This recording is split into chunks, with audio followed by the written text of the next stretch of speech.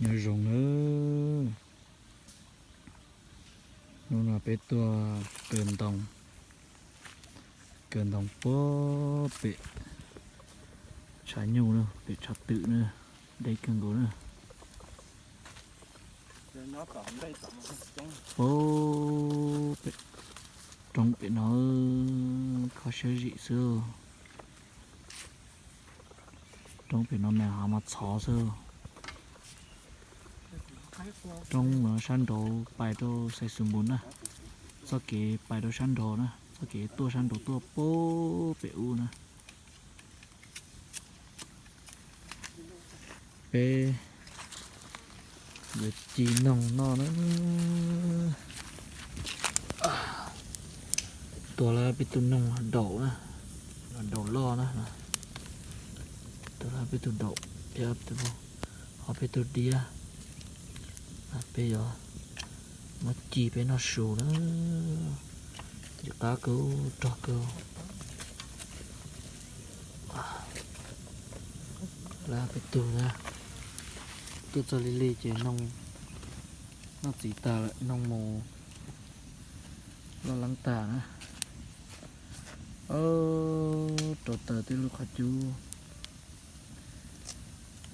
chia lọ một nọ mà chỉ nông mà cơ cá sơ khó sử dụng sơ chỉ nông trường ăn thế thôi nếu chẳng chẳng ăn dễ thì bé thì xỉa liền nào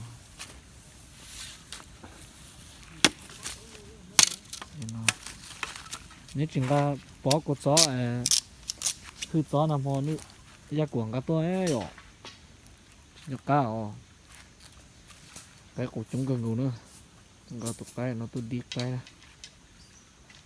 tôi chơi cười cái nó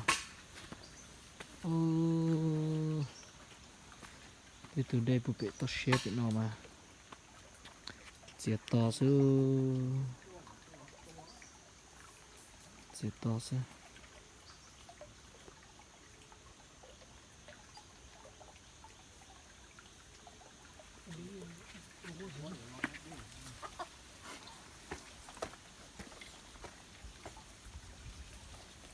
bây giờ plon nông nữa plon nông ít bê số nào để chỉ nó cho mày thay nó sẽ rồi nữa tôi chỉ lo plon nông cho đấy kỳ kìa bột đọt xì xin nữa bột đọt xì thì nó xin nữa bằng kia cột gió hít gió thế mà chỉ cá cơn gầu đấy để bên nào mà chơi ở chả cá luôn nên là nó sát cờ đấy là nó là trái lá cờ nữa chỉ nó có một khứ họ là ý mong á bột đọt xì xin nữa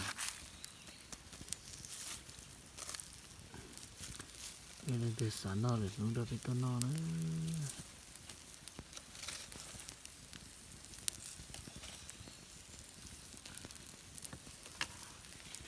thì nó sẽ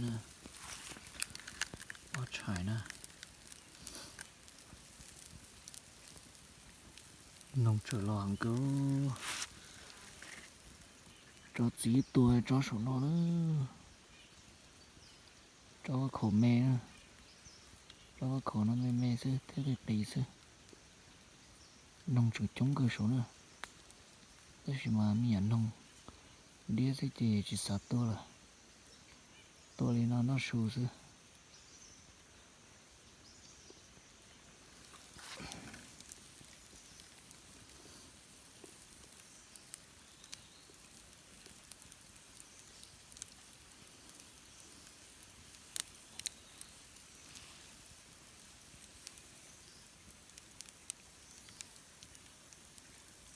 chịu cá cơ đi nữa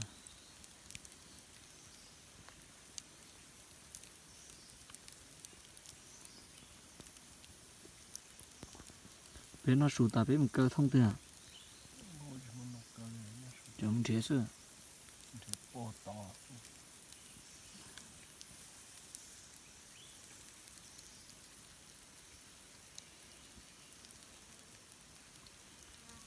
chịu ta cứ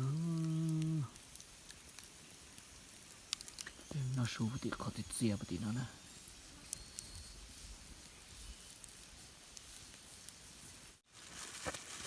lò đó lò đó bên nó số đó đình chơi thế papa thế ô Ủa được hả? đi thế chấm tắm mà tông ấy đi luôn ơi nó sẽ lát rồi ha Thì bây giờ bây giờ thì tôi toa không tông của nó xuống Thôi chứ không. tôi thì bây giờ thì cho mấy trên tông thì mình cho làm lại nồng á nồng kia cứ chỉ muốn được cô toán chúa đâu nè đồ về đó không có lúc từng này nó tao hồi xuống đi xuống lại đó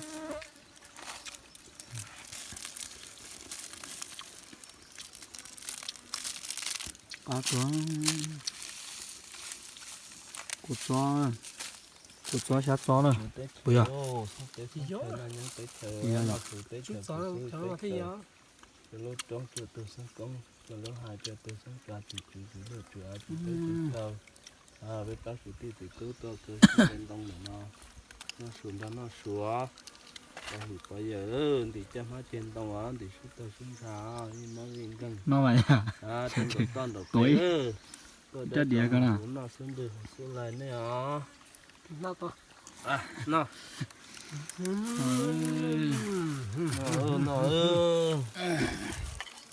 nó chết đụng đây nó à ô trời cho đúng nó phán đụng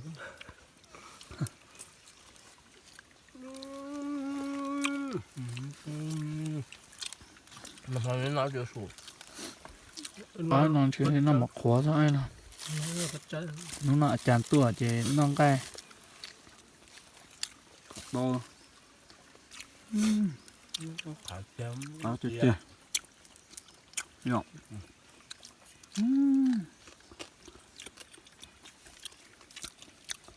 cá cưng quá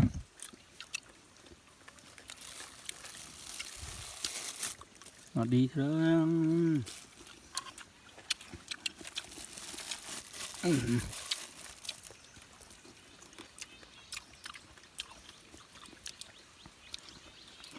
ai nó lò kiểu cũng là lò kẻ chứ không mà ai nó khử thôi nhé bên nó nông tua cay nông cái hải rồng thế tua cơn đông thế tua mà chỉ sáng nhưng sáng từ thế mùa hồ lử thế thì ai khử hàng nè ai nó lò kia nè ô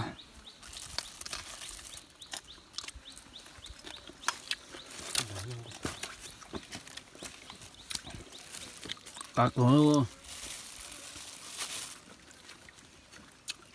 rồi bên nó chụp gì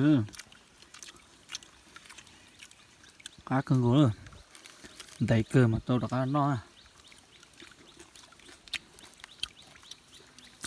cá cưng gỗ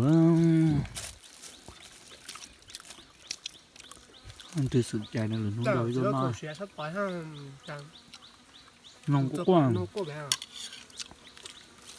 ót chó của nó biết tua em gõ vào khẩu chống của bé chừng chia sẻ cơ sọ bừa lúc chạy nó thì sẽ bé nó không có bé không đỡ con rắn cái cua bạc không là con cá phải là cá không cái tôi sợ là cá nó xuống nào cũng do chạy nữa nó sợ nó cá khô vỉ ha do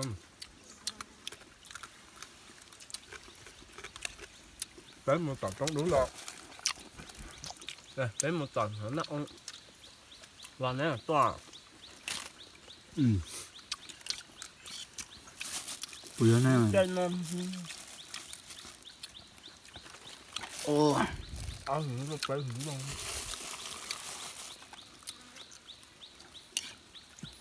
thôi biết mà toán nó ông là tiếp lố lì à phải hưởng lố lì hò thì chỉ tại xem cái gì Con Quá tỏi bé cần to, gù nữa. con tỏi bé to chỉ chia nha. Ừ.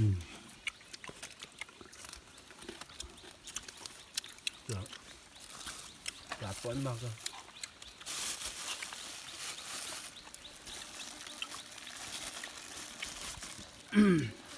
Rồi em tập hỏi thì tao không rõ em. Là con tự khổ vô tổn rồi. Bột tỏi bên tỏi tôi bỏ chỉ tôi căng à. Không có sầu tôi bỏ ven ha.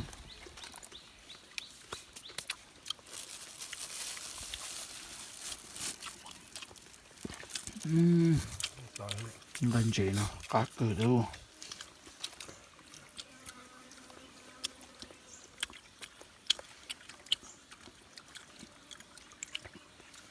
Cho nên là sẽ bị nó mòn nó nè. Bây giờ nó chân mình sẽ bị cân đông nè. Đó là mưa xí cân đông không? Chuyện mưa xí nè. Đây chỉ mỗi ai là cân đông thôi nè.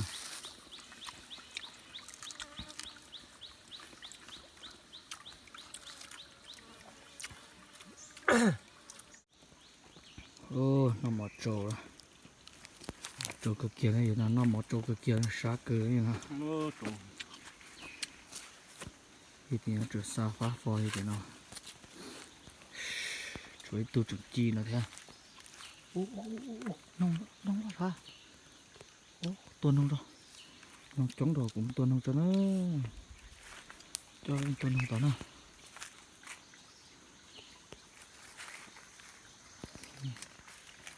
chống đồ tuần nông sao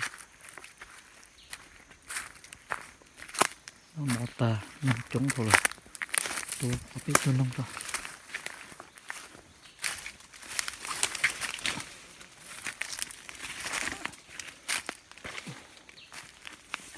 rồi nó đó có một cái lưng xuống này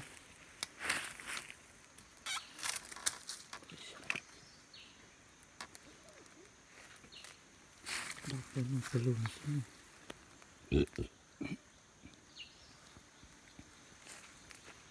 đến đông cái kỳ xuống này ui lò giá là nằm giá ta này tụi phụ giá số thế nào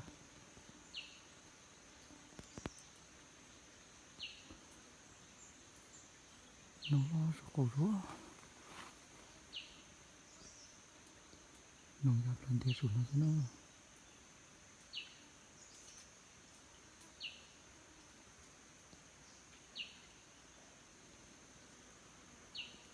lên thế thế nào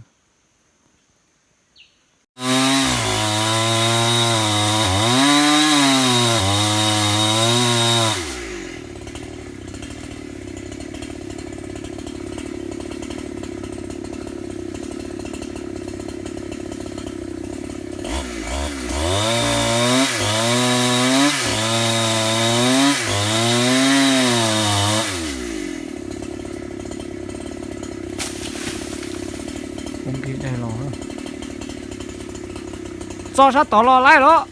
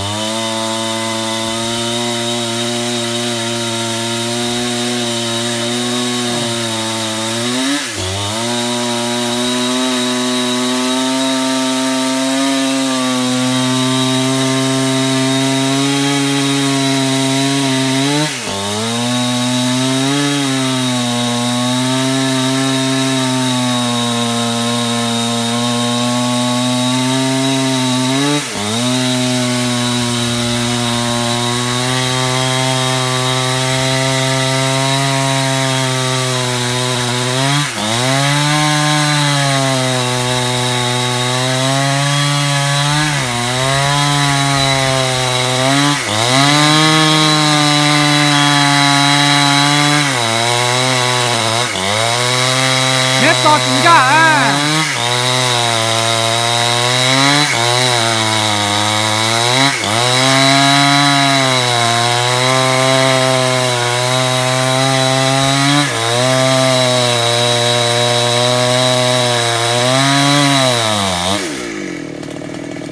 Nét gió hộp cá gió. Nó lái độ hả? Ờ. Nó độ vậy à? Ờ.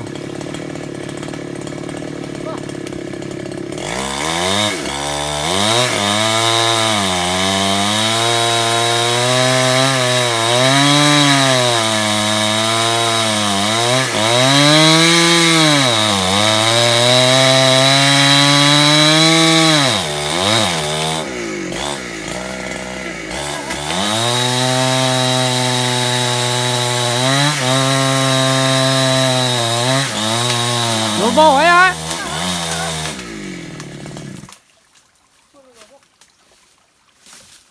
Đổ vô á. Vô chưa. Ô, chẳng nói rõ thôi. Cho nên chỉ suối tên gì đó. Chùa lo vào kia. Chị tao vô. Vào lô.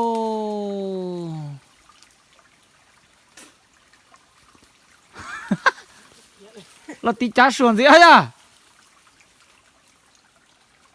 Chị tao vô.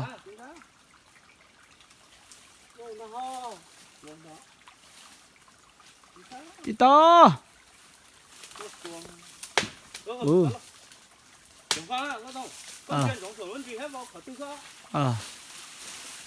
Bài bè à?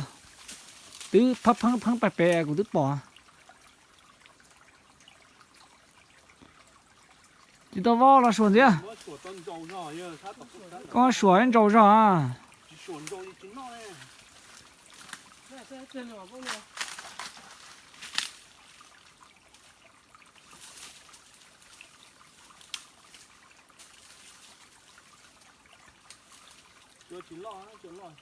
Chị vô là xuồng gì đó?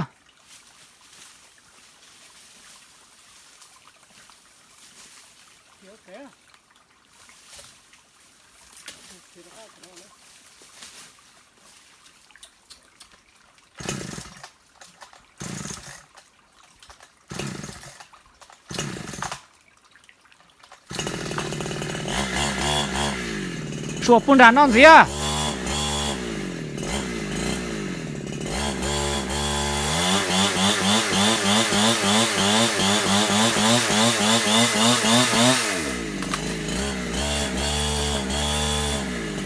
Xuồng bún đàn non gì à?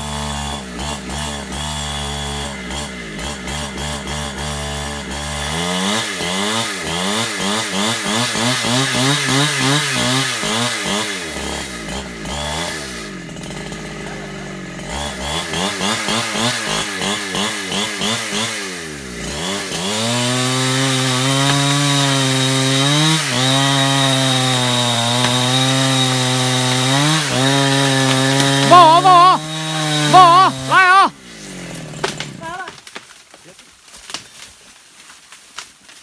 Tí chỉ tao vô đấy. Cũng chẳng có vô sao? Đứt giá cái tón đông mê nó à?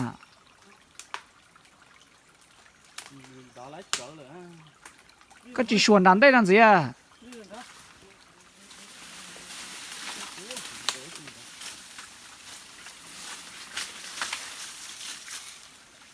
Thế là xuồng gì ô?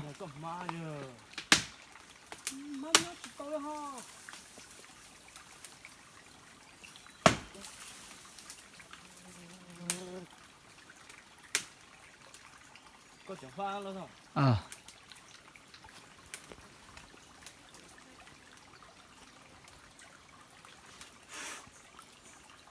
Xuồng gì à?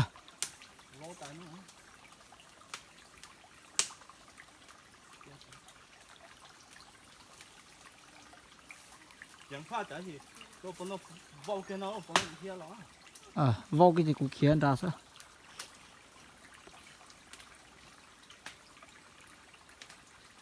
Chùa chỉ lo nè. Công lòng của cư thế có được ăn đói tiền gì à?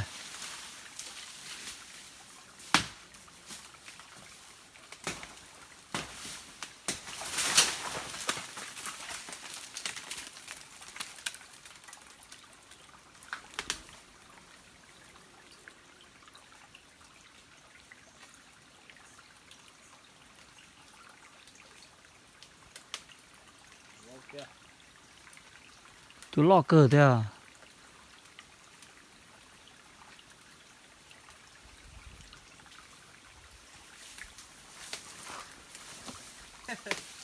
nó thành bén bét ta quá Đó. Coi tên chứ. Chú lọ nó tới chỉ vo à.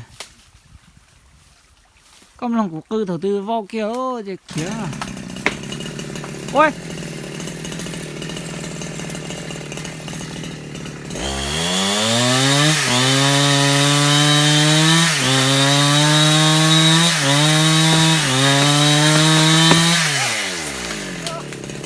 Vo kia kia.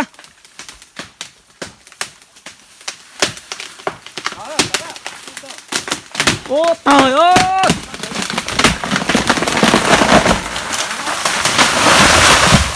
Ô.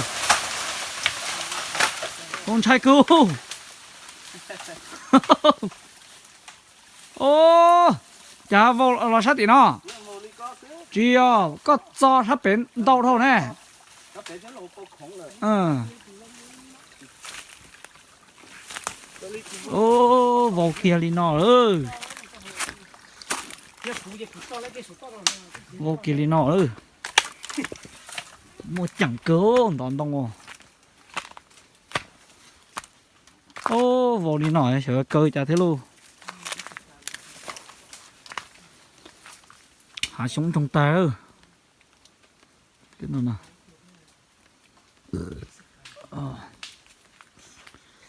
Ôi ít sạc tí nó.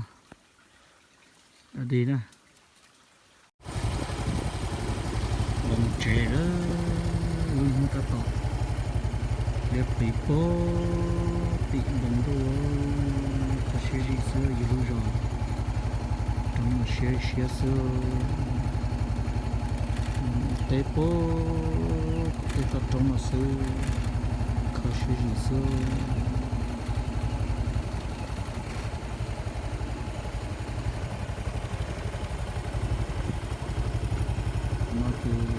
Đi đâu sát chi trâu nó không tôi dùng chấm dân tâm sơn nó cố để nó sản trong lò trong đó và sẽ gì xưa một trẻ để hạ trên đó nó một dòng chai trên đó đi chỉ muốn được chỉ lấy cái gì trọ nó sẽ nó còn chơi kênh rồi đó người ta hàng thì kẹt thì kênh nó cầu các ta được chào một cái này để cho đó nhưng mà để tôi thấy những cái story ở trên mình share cái site cái nó cho tôi cho nó cho đó để có subscribe thì cho subscribe và chỉ có subscribe thì cho để channel